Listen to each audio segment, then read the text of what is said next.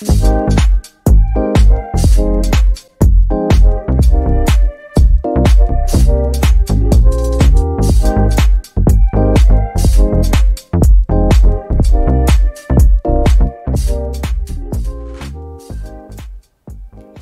시청자 여러분 안녕하세요. 교보증권과 바바리안 리서치의 콜라보 해외 주식 세미나 4번째 시간이 돌아왔습니다. 오늘도 역시나 바바리안 리서치의 정희석 이사님과 함께 해볼 텐데요. 이사님 안녕하세요. 네, 안녕하세요. 네, 제가 이번에 또 이사님 말씀 들으면서 또 열심히 공부하려고 만만의 준비를 해왔거든요. 오늘은 또 신재생 에너지예요? 네, 신재생 에너지에 대해서 말씀을 드릴 거고요. 네. 아쉽게도 시장이 굉장히 어려운 상황이잖아요. 맞아요. 그 가운데 그나마 우리에게 좀 위안을 주는 업종 맞습니다. 테마 중 하나가 최근에 신재생 에너지입니다. 네. 국내 주식시장에서도 태양광 등의 신재생 에너지에 대한 관심이 굉장히 많은 상황 속에서 네. 우리가 좀 해외 쪽 상황은 어떤지를 한번 살펴볼 필요가 있을 것 같아서 네. 오늘 신재생 에너지에 대해서 말씀을 드려보도록 하겠습니다. 네. 저도 성장주 중에서 좀 요즘에는 유일하게 투자할 만한 섹터다라고 해서 신재생 에너지를 듣긴 했거든요. 네. 근데 그 이유가 뭔가요? 일단 기본적으로 지금 경기 둔화에 대한 우려가 시장을 지배하고 있어요. 네. 그래서 업종, 테마, 등등 어떠한 산업을 보더라도 올해 수요가 좋아질 것 같다. 특히 내년까지도요. 맞아요. 뭔가 상황이 좀 좋아지네라고 하는 분위기가 없어요. 풍기는 섹터가 별로 없거든요. 맞아요. 근데 그 가운데 그나마 신재생 에너지는 지금 수요가 너무 좋다. 좋은 좋다. 상황이다라는 이야기가 좀 나오고 있는 상황입니다. 네. 그러니까 이러한 그런 전망, 수요가 좋을 것 같다라고 하는 이런 생각 하나만 가지고도 충분히 지금 신재생 에너지에 대해서는 조금 더 공부해 볼 필요가 있다라고 네. 저희는 생각을 하고 있고요.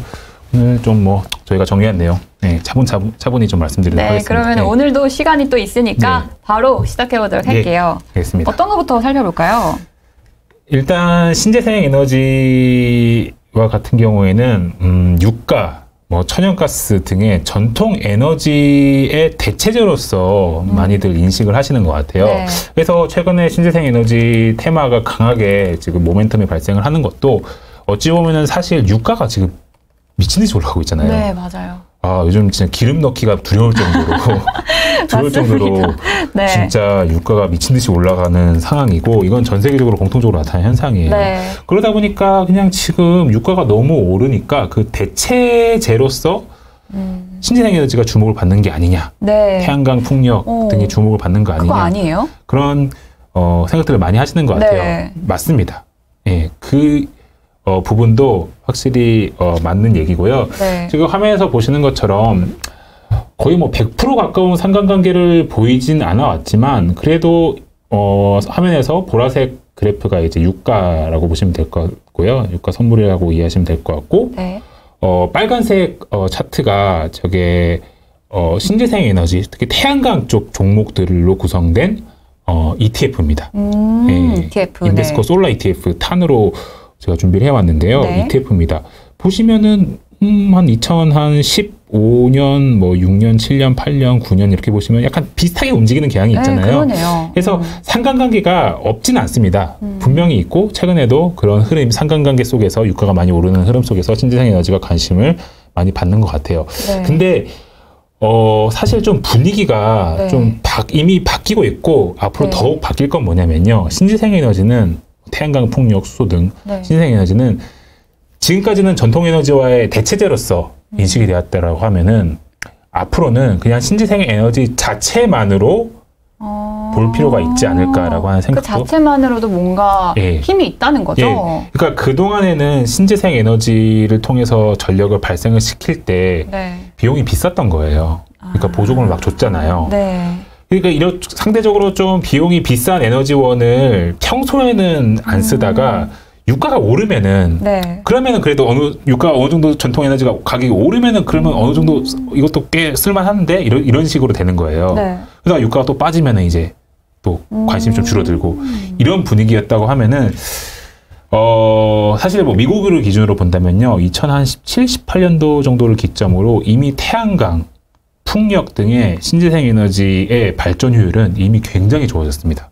그러니까 돈을 덜 쓰고도 이제 태양광을 통해서 전력을 발생을 시킬 수 있다는 거예요. 예. 그리고 전기차와 같은 경우에도 과거에는 보조금을 굉장히 많이 줬었고 지금도 보조금을 주죠. 주고 있죠. 뭐 미국이나 주요 선진국도 중국 다 주고 네. 있죠. 근데 지금 최근에 이제 전기차 시장의 상황을 보면은 기술도 계속 발전이 되고 있고 전기차 자체 효용도 소비자들이 체감하는 효용도 굉장히 올라오다 보니까 신재생 에너지 전반을 놓고 봤을 때 이제는 이 전통적인 에너지원과 별개로 이 신재생 에너지 자체만으로도 충분히 효용을 느껴주고 이제 비용도 많이 줄어들었고 효율적으로 바뀌었고 네. 이 자체만으로도 이제 시장이 형성이 되는 거 아니냐라고 하는 그런 분위기가 계속적으로 형성이 된다, 좀 생기고 있다라고 생각을 하고 있고요. 당연히 뭐 길게 얘기할 거 없이 중장기적으로 어쨌든 우리가 탄소를 절감을 해야 되는 상황이잖아요. 네. 그런 정치적인 목표 속에서도 구조적인 성장이 나타나고 있는 게 아닌가라고 생각하고 있습니다. 그럼 유가가 떨어지면 태양광 에너지의 수요도 줄어든다 이렇게 보기 과거에는 좀 줄어들지 않을까라는 우려를 했을 수도 있지만 네. 앞으로는 유가가 떨어져도 태양광 자체만으로의 경쟁력이 있기 때문에 괜찮다라고도 볼 수 있는 거예요. 그리고 기업들 입장에서는 유가가 진짜 너무 왔다 갔다 하잖아요. 네. 기억하시면 코로나 때 마이너스 때까지 간 거 기억하시죠, 선물이. 네. 근데 지금은 뭐 150을 가느니 뭐 그런 얘기를 했었잖아요. 네. 이 변동성이 너무 크다 보니까 기업들 입장에서도 이런 변동성을 참기가 어려운 거예요. 그러니까 우리가 신재생을 통해서 독립적인 에너지 소스를 조달을 하자. 이게 사실 더 사업 안정성 측면에서는 좋은 거죠.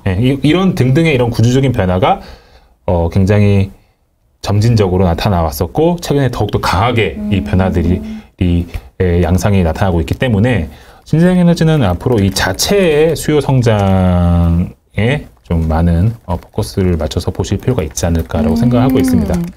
이 신재생 에너지가 외부에도 영향을 받지 않도록 좀 자체만으로도의 성장 가능성이 있다. 네, 앞으로는 이제 유가가 빠지더라도 신재생 에너지 수요가 꾸준하게 강하게 올라가는 그런 모습이 충분히 나올 수 있다. 네, 그 이유를 좀 많이 살펴봐야 될 것 같은데요. 그래서 일단 저희가 구조적인 이유, 뭐 장기적인 그런 흐름에 대해서 먼저 말씀을 드렸고요. 여기서 단기적으로도 좀 신재생 에너지를 볼 필요가 있다라고 하는 이유들이 몇 개 있습니다. 단기적 이유, 이것 좀 중요하죠. 이게 사실 우리나라 신재생 에너지, 특히 태양광 기업들 주가가 강한 뭐 이유이기도 한데 이 단기적인 이 모멘텀에 뭐가 있는지 일단 오늘은 지역별로 한번 먼저 살펴보도록 지역별로 하겠습니다. 네, 좋습니다. 일단 미국입니다. 미국. 예솔 MC님 혹시 왼쪽에 있는 이 두 팔 벌리고 있는 이분 혹시 누군지 아시나요? 민주당 상원 의원이죠. 네. 조 맨친. 조 맨친이라고 하는 작년 연말에 굉장히 미국 정가를 강타했던 화제의 인물이었죠. 이분이 왜 작년에 그렇게 미국에서 화제를 일으켰냐면은 민주당 행정부에서 바이든 행정부에서 1.75조 달러짜리 1.75조 달러 상상이 가는 금액인가요? 거의 2천억, 2천억이 아니 2천조 규모의 대규모 정책 법안을 준비를 했었고 그 정책의 상당 부분이 3분의 1 가까이가 신재생 쪽에 드라이브가 많이 걸려 있었습니다. 그래서 그 법안이 통과가 되면은 이제 미국의 신재생 투조, 신재생 태양광 풍력 수요는 폭발적으로 증가할 거라고 기대를 많이 했었어요. 주가도 많이 움직였잖아요. 맞아요. 바이든 행정부가 그걸 기대를 당연히 그렇게 드라이브로 걸었던 거고요. 근데 그거를 통과 못 시켰어요. 이분 때문에. 그러니까 미국의 정가의 지금 의회의 구조를 살펴보면은요, 간단한 게 뭐가 있냐면요, 하원은 지금 다수당이에요. 하원은 통과했습니다, 그 법안이. 상원을 통과해야 되거든요, 미국은 또.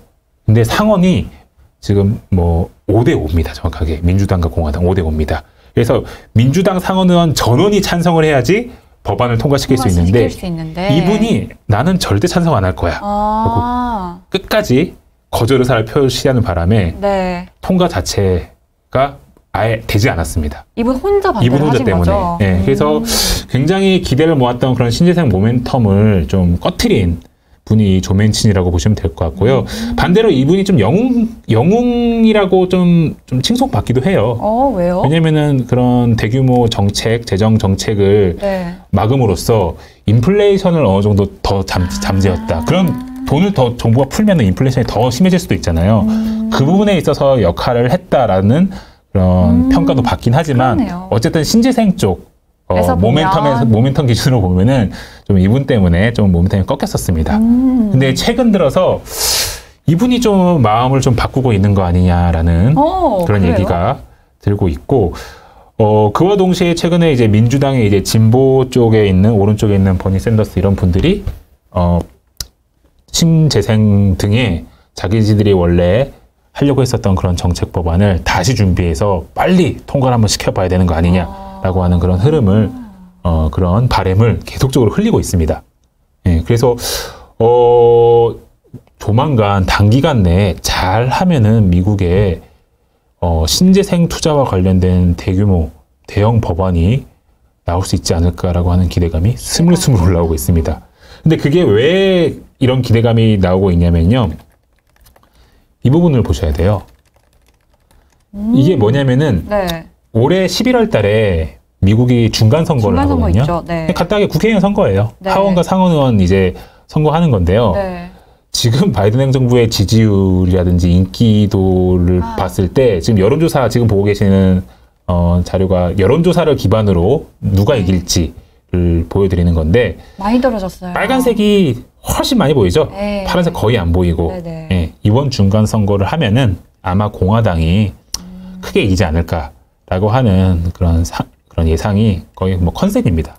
예, 그렇게 다들 생각하고 계세요. 네. 그러다 보니까 11월 선거 이후에는 공화당이 하원, 상원 둘 다 다수당이 될 가능성이 높다 보니 내년에는 이런 바이든 행정부가 생각하고 있는 그런 법안을 통과를 절대 못 시킬 겁니다.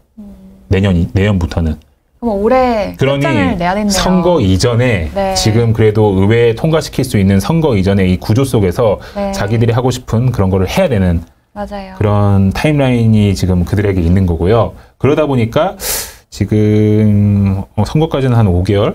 근데 실제로 이거 법안을 통과시키기에는 사실 몇 개월 안 남았습니다. 2, 3개월 안에 후다닥 해야 되는 걸로 제가 알고 있는데 어쨌든 이런 정치 구조 속에서 빠르게 지금 신재생 에너지 정책을 뭔가 발의를 해서 내놓으려고 지금 뭐 시도하고 있는 거라고 이해하시면 될 것 같아요. 그래서 단기적으로도 신재생 에너지를 좀 주목해야 된다. 네, 유가도 많이 올라가 있는 상황이기 때문에 네. 뭐 바이든 행정부 입장에서는 유가가 많이 올랐으니 국민들의 부담을 이제 신재생을 통해서 이제 줄여놔야 된다, 줄어들게 만들어야 된다 이런 이야기를 할 수 있는 거죠.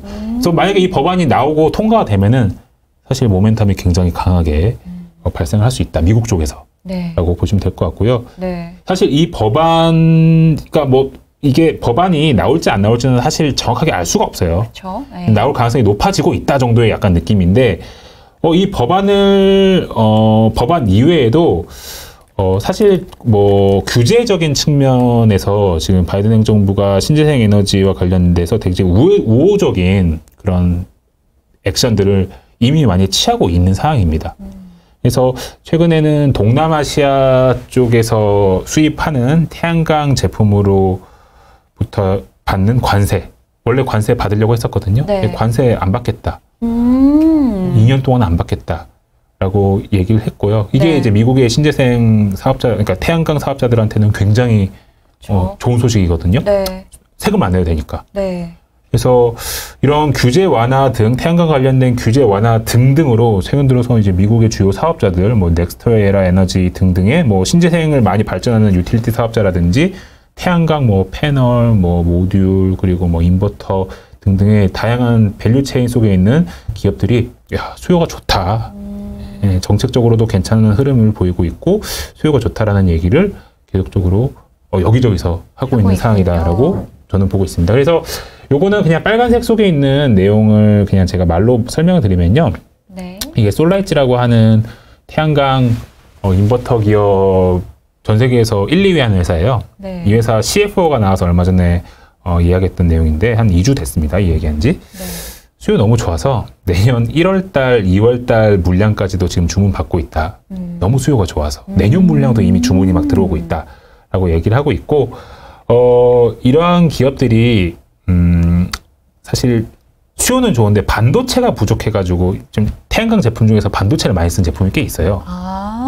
네, 꽤 있어요. 네. 그래서 반도체 수급이 그동안 안 돼가지고 제품 수요는 좋은 상황에서 공급을 많이 못했거든요. 근데 이들이 요즘 하는 얘기가 뭐냐면은 반도체 수급도 조금은 풀리는 것 같아. 아, 그래요? 우리가 좋은 수요만큼 공급을 이제는 할 수 있을 것 같아. 올해 하반기 정도부터는 이런 얘기를 하고 있는 상황입니다. 그래서 개별 기업 단으로 들어가 보더라도 지금 사업 상황이 나쁘지 않음을 확인하실 수 있을 것 같아요. 그래서 미국은 기본적으로 수요가 좋은 상황 속에서 약간 정책적인 모멘텀이 추가로 발생을 할 수 있지 않을까라고 하는 기대감. 이 부분에 좀 포커싱을 맞추셔야 될 것 같습니다. 그래서 일단 미국 쪽 먼저 간단히 살펴봤고요. 네네. 이제 유럽 쪽으로 한번 살펴볼게요. 사실 유럽 쪽 이야기는 많은 투자분들이 이미 인지를 하시고 이 모멘텀으로 국내 투자도 많이 하셨던 것 같아요. 맞아요. 네. 유럽 쪽은 신재생 투자가 하반기에 많이 일어날 것 같아요. 가장 큰 이유는 러시아 때문입니다. 그렇죠. 네. 러시아산을 계속 줄이려고 하고 있죠. 러시아로부터 천연가스를 진짜 많이 수입을 했었어요. 유럽이. 전체 이제 유럽의 천연가스 수입 물량의 45%를 러시아로부터 가져왔었습니다. 예. 왼쪽 그림에 나와 있죠. 전체 그 파이프라인의 45%를 러시아로부터 수입을 해왔다.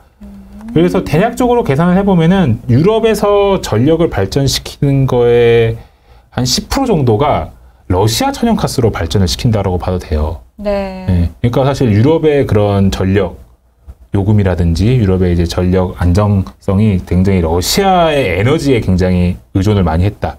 달려 있었다라고 보시면 될 것 같아요. 근데 우크라이나 러시아 전쟁 때문에 이제 관계를 어느 정도 조금 정리하는 모습으로라도 보여줘야 되는 상황이에요. 지금 여전히 의존도가 굉장히 높기 때문에 당장 확 끊지는 못하겠지만 어느 정도 줄이겠다. 어느 정도는 줄이겠다라고 하는 계획을 이미 유럽이 올해 한 3, 4월부터 세워놓은 상황이고요. 그 대표적인 계획이 여기에 있는 이제 리파워 EU라고 하는 계획이다라고 이해하시면 될 것 같습니다. 올해 3월에 나온 계획이고요. 네. 뭐 다양한 뭐 이야기들이 있지만 요지는 유럽의 러시아로부터 수입하는 천연가스 물량의 3분의 1을 올해 연말까지 줄이겠다입니다. 3분의 2. 3분의 1만 남기고 나머지 3분의 2는 더 이상 러시아로부터 수입을 하지 않겠다. 천연가스를. 극단적이죠. 약간 어찌 보면은 한 7, 8개월밖에 안 남은 상황 속에서 압도적인 의존도를 가지고 있었던 러시아산 천연가스의 3분의 1을 이제 앞으로는 안 받겠다라 얘기한 거거든요. 네.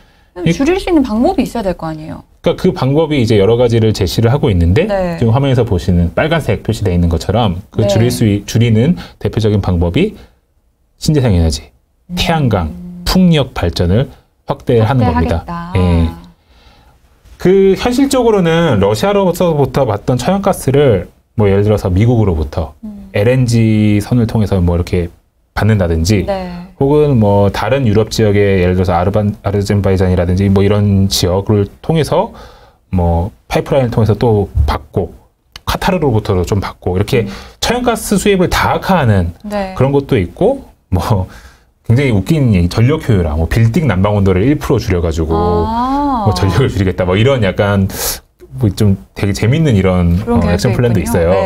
근데 그것도 뭐 중요하지만 어쨌든 신재생 에너지가 그래도 러시아산 의존도를 낮추는데 그래도 꽤 기여를 많이 하는 걸로 지금 EU, EEC 그 유럽 커미티에서 지금 예상을 하고 있기 때문에 아마 하반기에는 유럽 쪽에서 신재생 에너지에 대한 투자가 더더욱 강하게 나타날 가능성이 있다라고 보시면 될 것 같아요. 미국에 이어서 유럽 역시도? 네, 유럽은 유럽도 수요가 이미 좋은 상황인데 하반기에는 더더욱 더 강하게 프로젝트가 가동이 될 가능성이 신재생 관련된 프로젝트가 가동될 가능성이 있습니다. 근데 최근 들어서 이런 일들이 또 벌어짐으로써 기대감을 더 높이고 있는데 아까 제가 러시아산 천연가스를 다른 지역으로부터 수입을 하는 방안도 지금 유럽이 계획을 하고 있다라고 말씀을 해주셨잖아요. 그래서 미국으로부터 수입을 굉장히 많이 하고 있거든요, 지금.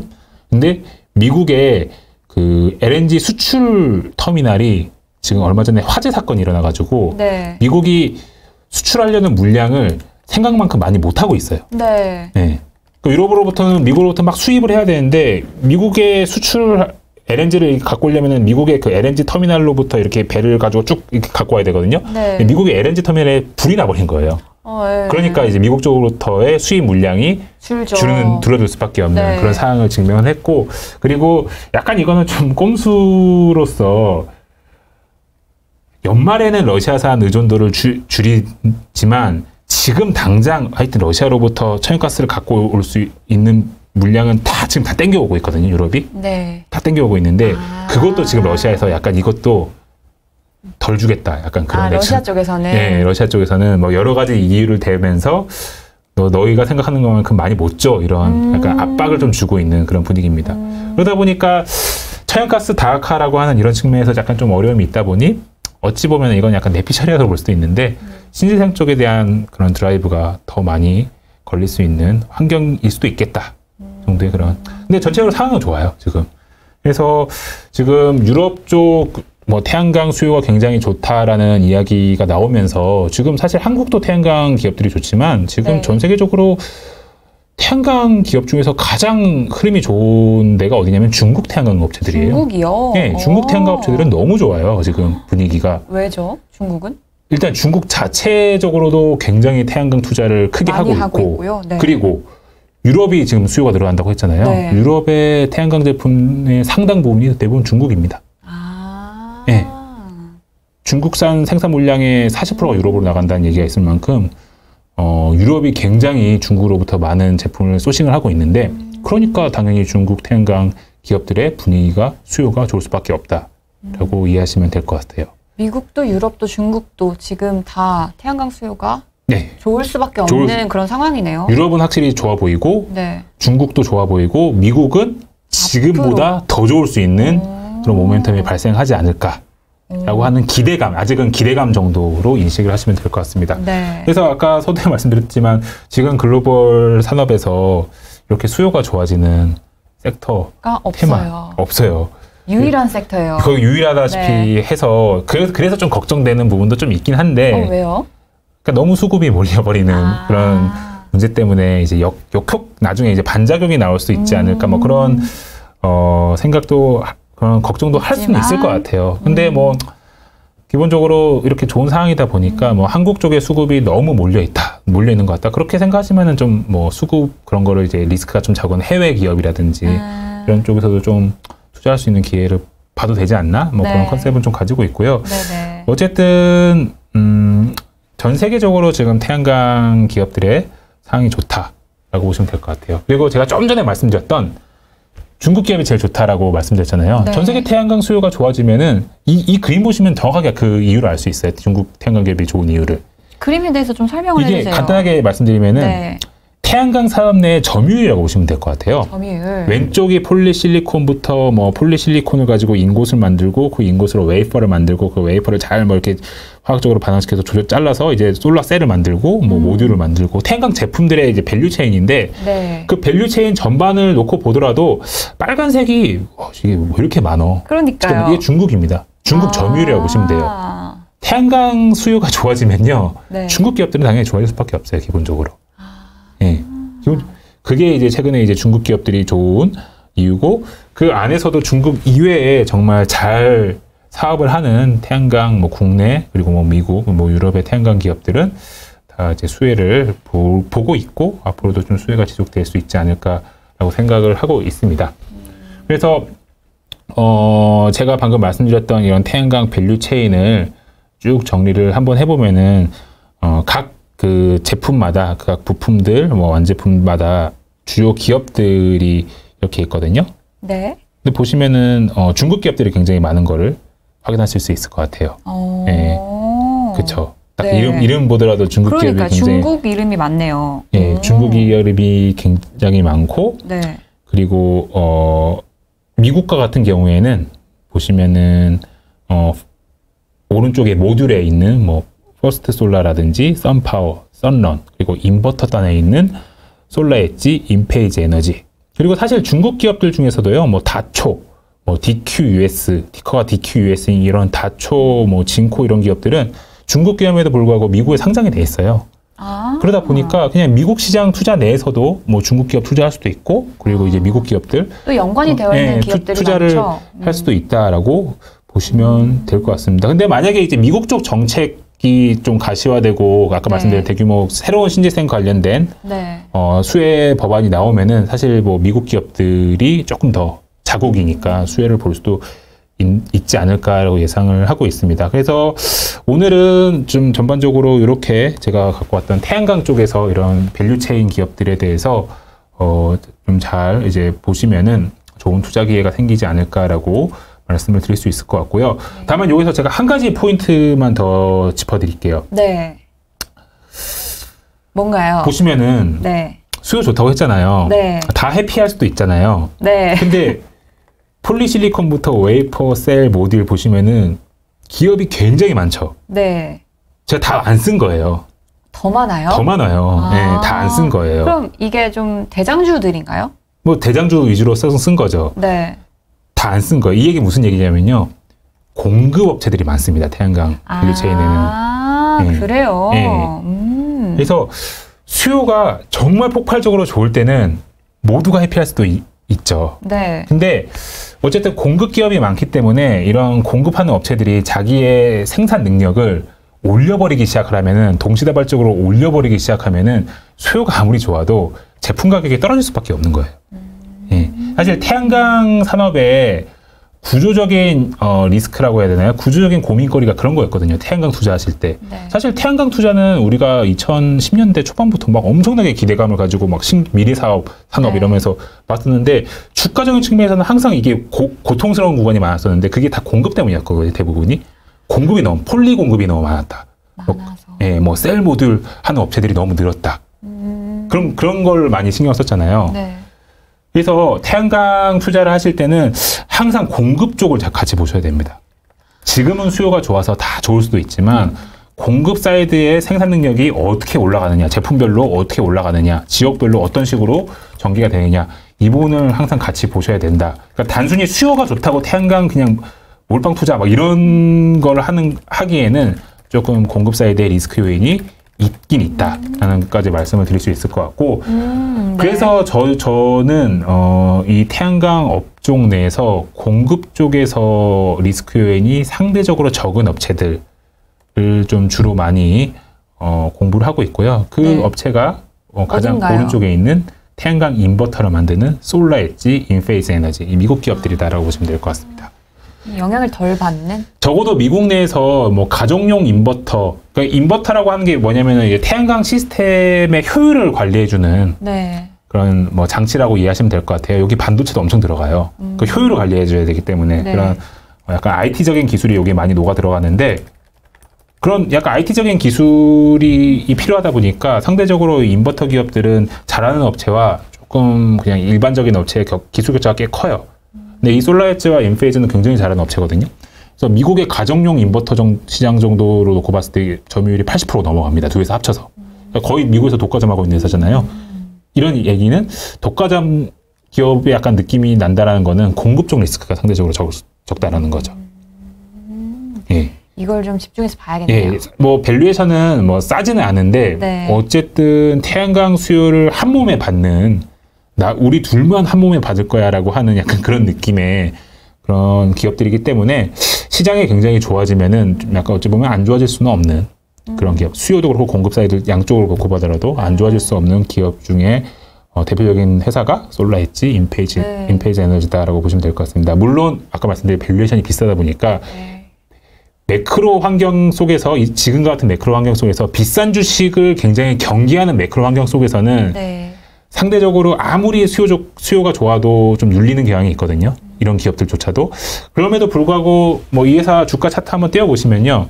다른 멀티플이 굉장히 높은 기업들이 정말 작살난 거 대비해서는 상대적으로는 굉장히 그렇게 크게 주가 흐름이 그나마 괜찮습니다. 그만큼 수요가 좋다라는 방증일 수도 있기 때문에 한번 저희는 투자자분들에게 인버터 기업, 미국의 대표 인버터 기업들에 대해서는 한번 좀 보실 필요가 있지 않나라는 말씀을 드리고 있고요. 그리고 마지막으로 그냥 짧게 기술적인 얘기를 좀 드리자면요. 뭐 오늘 좀 태양광 위주로 좀 말씀드렸던 것 같아요. 근데 태양광 발전 설비를 막 집에다 설치를 하고 뭐 상업시설이라든지 그런 뭐 이런 뭐라고 해야 되나, 유틸리티 업체들이 설치를 하잖아요. 태양광 이 설비와 함께 같이 수요가 올라가는 제품이 하나 있습니다. 뭐예요? 뭘 것 같으신가요? 글쎄요, 뭐예요? 알려주세요. 네, 에너지 스토리지. 에너지 스토리지. ESS. 저희가 이미 너무나 얘기 많이 하고 있는 그 2차 전지 배터리. 우리가 전기차 쪽에 집중을 많이 하고 계시긴 한데 네. 사실 태양광 투자의 성장과 함께 에너지 스토리지 장치의 수요 역시도 태양광 시장에서 굉장히 올라가고 있어요. 그러니까 지금 컨셉이 단순히 에너지를 태양광을 통해서 발전을 시킨다라는 컨셉을 뛰어넘어서요. 네. 이렇게 발전된 전력들을 저장을 하는 해야 겁니다. 되죠. 저장을 해야지 이거를 효율적으로 쓸 수 있는 거잖아요. 그렇죠. 그게 저장을 안 하고 그게 다 날아가면은 사실 밤에는 뭐 태양도 뜨지도 않는, 해가 뜨지도 않는데 발전을 못 시키는 거잖아요. 네. 그러니까 낮에 해가 떠 있을 때 발전을 시켰던 그런 전력을 ESS에 저장을 해놓고 그거를 이제 밤에 쓴다든지 이런 식의 그런 시스템적인 구조가 나와야 되는데 그걸 하기 위해서 가장 핵심적인 장치가 ESS, 에너지 스토리지 장치인 거죠. 이게 되기 때문에 태양광 발전에 단가가 나아졌다라고 얘기를 하는 겁니다. 아, 이 기술도 필요한 거군요. 네, 우리가 태양광을 통해서 전력을 발전을 시켰을 때 네. 우리가 오히려 뭐 유틸리티 업체들한테 이제 뭐 석탄 발전 기반으로 했을 때보다 오히려 더 싸네. 태양광 발전이 더 싸네라는 그런 흐름을 만드는 기술 중에 하나가 이런 ESS 저장 장치 기술이 포함된다라고 보시면 될 것 같아요. 그래서 태양광 발전과 함께 거기서 발생된 전력을 저장을 하는 ESS 또 같이 수요도 봐야 된다. 같이 올라가고 있는 상황인 거고 이 ESS 장치를 잘하는 회사가 누구냐면은 미국의 테슬라. 아, 네, 미국의 그렇구나. 테슬라. 한국으로 치면 LG가 잘하고요.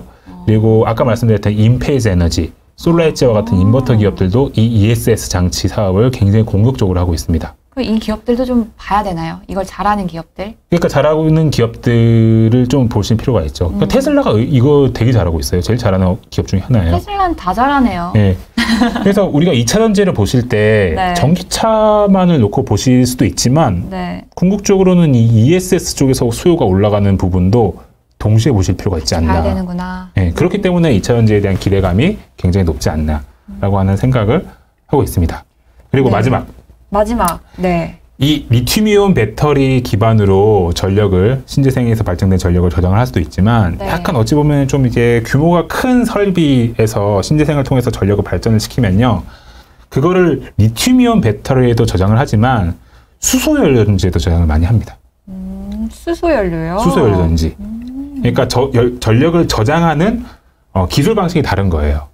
리튬이온 쪽으로 저장하는 것과 2차 전지 쪽으로 저장하는 것과 이거는 지금 보고하시는 수소 연료 전지에 저장하는 건데요. 네. 그러니까 신재생 에너지에 대한 발전량이 늘어나면 날수록 동시에 수소 쪽 모멘텀도 점진적으로 생길 수 있다. 이거는 아주 단기 모멘텀이라고 보기는 쉽진 않은데 네. 어쨌든 신재생 에너지 산업의 성장과 함께 수소 연료 전지의 그런 수요도 올라가기 때문에 궁극적으로는 수소 쪽도 좀 계속적으로 중장기적으로 보셔도 괜찮지 않을까라고 하는 생각을 하고 있고 아까 말씀드렸던 뭐 리파워 EU 그 유럽의 그 정책 그 내용들을 조금 자세히 보면요 제가 네. 표시해놨잖아요. 수소액이 굉장히 많습니다.